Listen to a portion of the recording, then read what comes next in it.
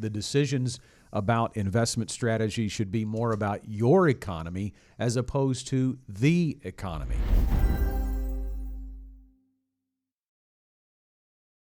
Tim, you ready to dive in? Let's dive in. All right, we'll get rolling with our first question. Chriselle from Little Rock writes, which sectors do you believe will be most impacted by the election results, and should I adjust my investments in those areas?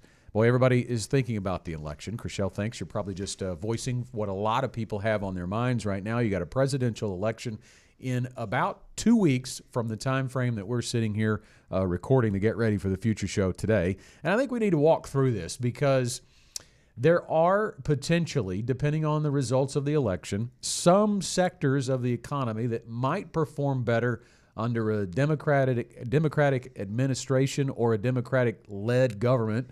And there might be some sectors that are better under Republican-led president or a Republican-led government. And I think those two differences are one place we should highlight here, Tim, because the president is not the only thing that matters here. It is who controls Congress. And I think the general consensus is right now, although we do all have to go vote, is the presidential election is a 50-50 toss-up. We don't know whether it'll be a Republican or a Democrat in office, but it is pretty likely that the Republicans will control one piece of Congress and the Democrats might control the other. So we're probably going to have a split government. So radical change that impacts the economy and corporations and thereby stock is not really, I don't think, on the table. It's very unlikely. The market likes a split Congress or a Congress of one party and the president of another.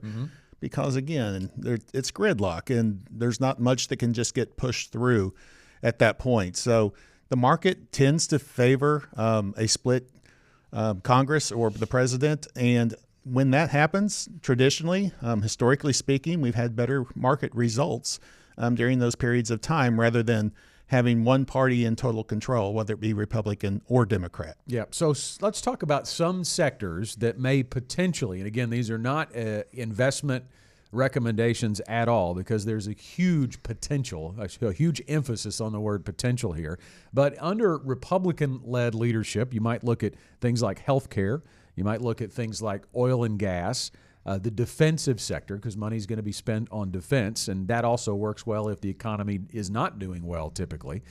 On the Democratic side, maybe green energy is a sector that might be propped up under a Democratic-led government. And infrastructure, there's going to be likely some spending in the infrastructure realm by the government as well. But this is all, I think, to point out and bring it back to Chriselle's question, should I adjust my investments in those areas? No. I don't think you should, because at this point we're telling you potential. We're telling you about opportunity where focus might be based on the leadership, but it's all speculative and dependent upon legislative change.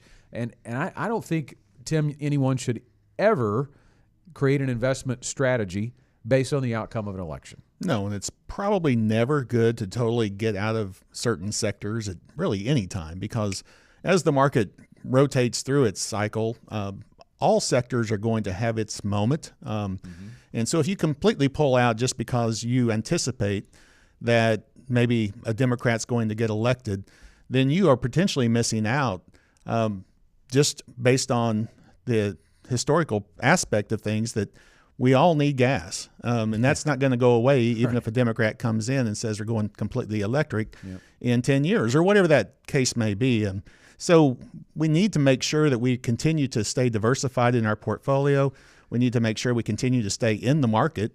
But we do have some things potentially that you might, as you get into the retirement red zone, start pulling back on some of the risk you are taking in your overall portfolio. Yeah, I think here's what matters the most to me when I think about, you know, where things might be in the future is what matters most or more than who is president and who controls Congress is the overall economy. Now, certainly legislation can impact that, but the overall economy is what matters. And where we are in the economic cycle right now is a declining interest rate environment. In mid-September, the Federal Reserve cut interest rates by 0.5 point. They are expected to, again, no guarantees, but they are expected to have more cuts coming by the end of the year. So when you think about election results, I would focus more on what happens after interest rate cuts. And we've got a graphic here. It's going to be kind of busy for our video audience, but we're going to walk through it. This is from LPL Research, sector relative performance versus the S&P 500 6 months after an initial rate cut. So let me break that down in English for you. It's comparing the performance of certain sectors of the economy to the S&P 500 in a 6-month time frame after an initial interest rate cut. And we've got 4 of them, the last 4. So we had a cut in 2019, 2007, 2001, and 1995. So those are the 4 most recent rate cut cycles and the date of the very first cut. So you can see there, healthcare did pretty well in 95. Communication services did very well. Consumer staples, financials were up. Things that didn't do as well were consumer discretionary, materials, and information technology. But that was 1995, Tim, and if you take that across the board, it looks different every time that we compare a different rate cut cycle. And I think it's important, and it sticks out in my mind, what was happening in 2001. Well, we hadn't had 9/11 yet. It was 1/3 of 2001. But 6 months after, we were getting very close. And then the economy, we were at war, so the economy was struggling there. Terrorism was taking hold. And then you look at 9/18 of 2007, and that was at the beginning of really what was considered the beginning of the great financial crisis, which would happen a year later. Right. And really, if you look across the board here, there's not really one sector that just completely outperforms all the others when rates are starting to be cut, except utilities. And those all 4 times, utilities have had positive returns. But as utilities normally do, they don't just knock it out of the ballpark. But it's nice and steady. You got pretty good, decent dividends off of the utilities. They're pretty stable because, again, we're all going to use electricity and gas and different things like that.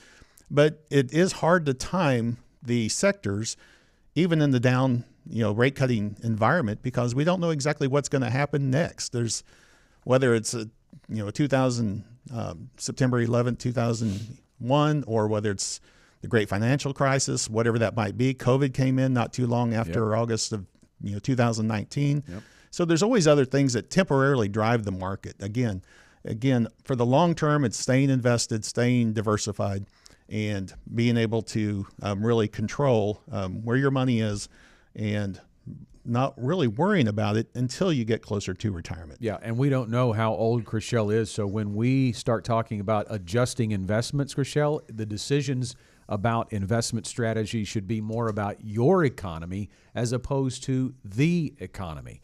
And what is your economy? Well, what are the variables or the factors that need to be considered when determining your investment strategy? The first one is age. How close are you to needing to use some of your investments? And that is really kind of basically dovetails into the next one, the time horizon until retirement. So if, Chriselle, you're 40, then really we're not talking about what sector. We're really talking about more of an asset allocation. Do you need more growth, or do you need some more stability from something like bonds, which do tend to perform very well when interest rates are being cut?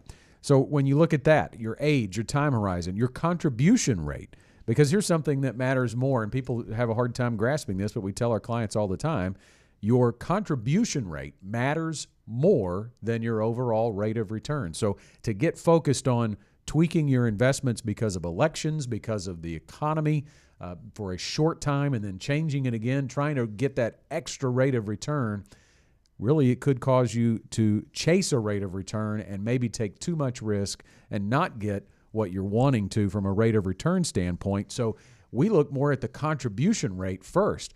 If you can assign a conservative rate of return over a long period of time and use your contribution rate to see where you're going to be at the end of your work life when your time horizon is met, when retirement is there. That's the planning process that we need to take into consideration. And then the other thing, and Tim, you've already talked about it, is staying invested and basically being in it for the long haul. Yeah, it's really the long haul. And we go back to contribution rates. If you're not contributing anything, it's not going to really make a difference, is it? So I've got a friend who likes to say if he can, put $100 in every month, even if the market goes down 15%, he's got $85 that's still invested. So it is the contribution rate. making sure you're allocated properly, like Scott said, that asset allocation, and that really helps with the emotions of things too, knowing that you don't have all of your eggs in one basket. So that's the overall gist of really where we need to be. But again, it goes back to your age and your time horizon.